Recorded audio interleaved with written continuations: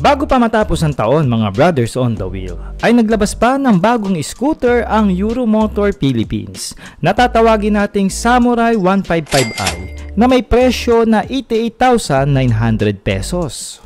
Ang makina nito ay nakakapag-produce ng 14 Nm of torque na arangkada at kaya naman dumulo ng 14.5 horsepower na may 150cc single cylinder, single overhead cam na dalawa ang balbula. Fuel injected na ito at naka-liquid cooled na rin ang scooter dahil mataas ang compression ratio nito na umaabot ng 10.6 na siguradong mainit ang working temperature ng makina.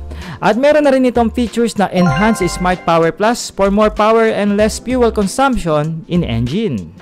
Hindi ka rin mabibitin sa mga features nitong bagong scooter ng Euromotor dahil full LED na ang mga ilaw nito tapos formado na rin yan.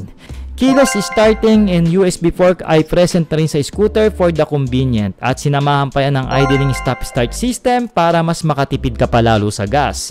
Naka-CBS na nga ito pagdating sa features ng preno na binubuo ng disc brake sa magkabilang gulong ng scooter with the side stand kill switch na rin para sa mga limot-limot mag-sticklop ng side stand. Isa pa sa magandang ginawa ng Euromotor Philippines dito sa kanilang bagong scooter ay itinago nila ng maayos ang ECU nito para hindi basta-basta mabasa o ma-expose sa tubig katulad ng baha at ulan na magiging pagkasira nito.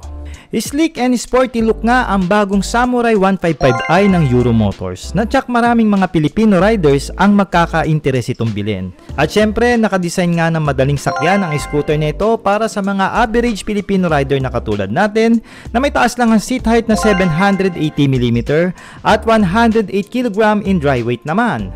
14 inches wheel mags ang meron nito na pinagugulong ng mga tubeless na goma. At suportado naman ng single rear shock absorber and conventional telescopic port in the front na may tatlong color variant na pagpipilian. Yan nga yung gloss red, gloss blue, and matte black finish.